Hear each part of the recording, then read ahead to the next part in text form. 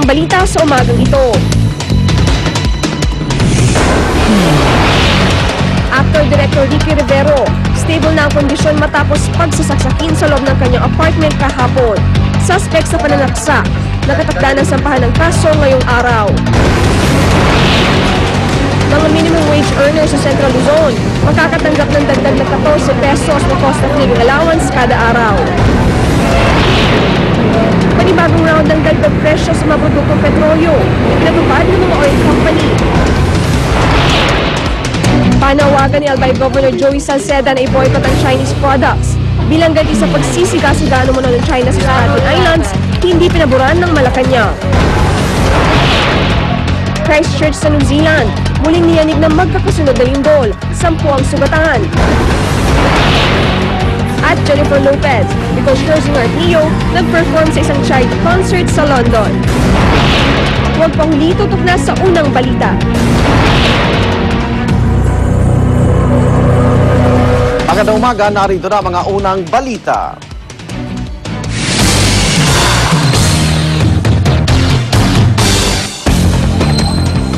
Actor-director na si Ricky Rivero nasa stable condition na matapos pagsasaksakin sa loob mismo ng kanyang apartment sa Quezon City kahapon. Nakatakda na sa panangkaso ngayong araw ang suspect na positibong kinilala ni Rivero. Darito ang report ni Ian Cruz.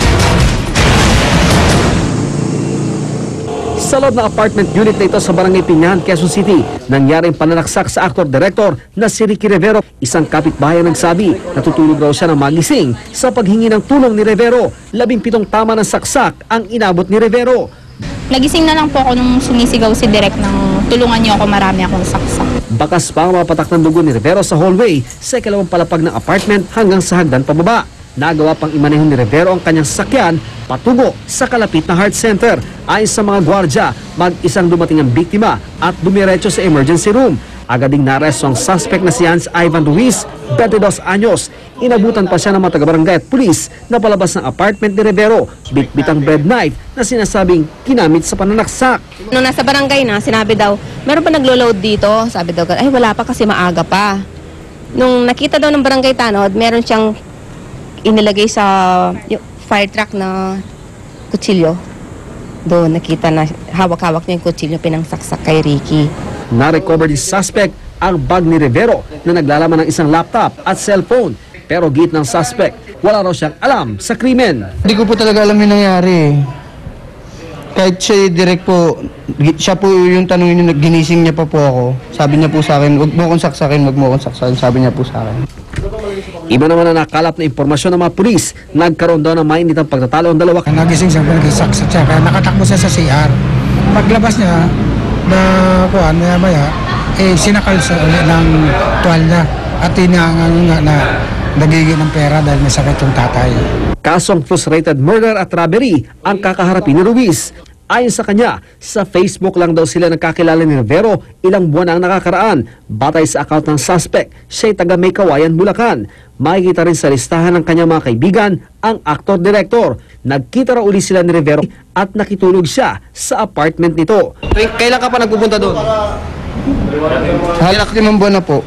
5 buwan ka nagpupunta doon. So saan kayo nagkakilala? Facebook nga po eh.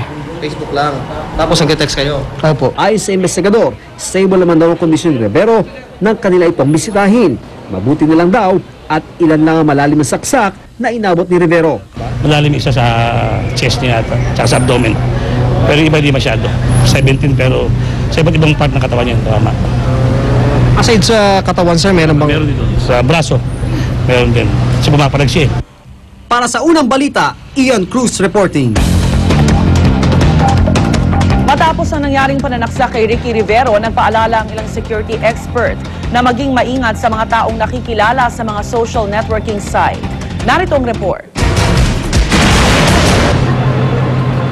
Nobyembre noong 2006, natagpo ang patay sa kanyang apartment si Joel Shervo, TV executive producer ng isang programa ng ABS-CBN. Aminado sa krimen ang nahuling suspect na isang masahista. 2 taon bago ang krimen ang magkakilala ang dalawa sa isang massage parlor. Ang actor-director naman na si Ricky Rivero, ilang buwan na raw kakilala ang suspect sa pagsaksak sa kanya na si Hans Ivan Ruiz. Sa Facebook sila unang nagkakilala. Hindi si Rivero ang unang nabiktima ng mga taong nagkukunwaring nakikipagkaibigan sa mga social networking site. Sa Facebook din napahamak ang babaeng itago natin sa pangalang Joy. Dahil sa peking profile picture at pakilalang mayaman ng bagong kaibigan, nakuha agad ng lalaki ang loob ni Joy. Nakuha niya po yung tiwala ko kasi nga po good looking, syempre isang impact yun sa girls na parang okay to. Tsaka yung pagsasalita niya po kasi talagang convincing na parang lahat po ng sinasabi niya is parang totoo. Napapayag siyang magpadala ng hubad na litrato. Nakalaunay pinost ng suspect nang hindi pumayag si Joy na makipagtalik. Naaresto ang suspect kalaunan. Ang binatilyo namang si Richmond, hindi rin niya tunay na pangalan, na nakawan ng cellphone matapos makipag-eyeball sa isang nakilala lang sa internet. Payo ng ilang security expert, maging maingat sa pakikitungo sa mga bagong kakilala. Lalo pat sa pagkauso ng mga social networking site, napakabilis makipagkilala sa kung sino-sino. Sa mga social networking website, iwasang maglagay ng mga mahalagang impormasyon tulad ng birthday, estado ng buhay at pangalan ng mga kaanak. Maging maingat din sa pagbibigay ng personal numbers at pangalan ng kumpanyang pinapasukan. Limitahan din at suriing maigi ang mga i-upload na litrato. Pipiliin niya kung sino yung soft target.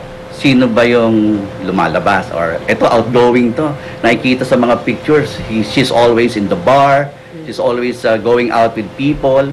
Para sa unang balita, Tina Panganiban Perez reporting. Mga taong malapit kay Ricky Rivero, labis ang pag-aalala ng mabalitaan ang nangyari sa actor-director. Kabilang na riyan ang mentor niyang si Herman Moreno. Narito ang report ni Nelson Canlas. Nalulungkot at nag-aalala si Herman Moreno nang malaman ang balitang makailang beses nasaksak ang actor-director na si Ricky Rivero. Isa si Ricky sa mga naging protege ni Kuya Germs sa That's Entertainment. Matagal na raw silang hindi nagkikita at nag-uusap ng dating alaga at nakalulungkot daw ang ganitong balita. Kung may katotohanan man yung sinabi sa akin balita, although nasa mabuti naman siyang kalagayan, sana mag-iingat na sa ulitin at nang sa ganun maiwasan yung mga ganyang pangyayari. Ang iba pang kaibigan ni Direk Ricky, labis daw nag-aalala at nagpabatid ng suporta sa kanya sa pamamagitan ng pag-tweet na mapabuti sana kaagad ang kanyang kalagayan. Ayon sa Master Showman, makatutulong daw ang dasal para sa mga kalungkutan na kanyang nararanasan ngayon. Para sa unang balita, Nelson Canlas reporting.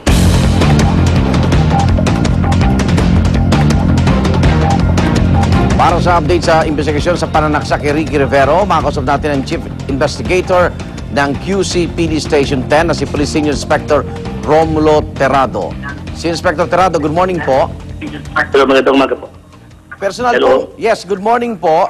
Opo, good morning. Nung hina na po ba yung suspect kay Ricky Rivero, positibo hong nakilala siya? Kahapon nung nagkaroon ng confrontation sa ospital, at positively identified siya nung biktima. Opo. Talagang tinukoy siya ni Ricky. Pati yung mga laptop at cellphone ng mga na-recover sa kay Ricky at kay Ivan, identify yun ng talagang biktima na sa kanya nagamit niya. Okay, ano daw ho ang motibo nitong si Ivan para saksakin itong si Ricky ng 17 beses? Ayon sa biktima parang nag-aaral siya ng pera. Parang humihingi siya ng pera. Oo. At parang mayroong sakit na kanyang parents. Kaya nagulat siya nung pagtulog niya, dadalang siya ng pinag-uulian ng saksak. Okay. Tapos nga, yun na, ang nagkagulo na, hanggang nakawala nga ito si Ricky, na nakatakbo.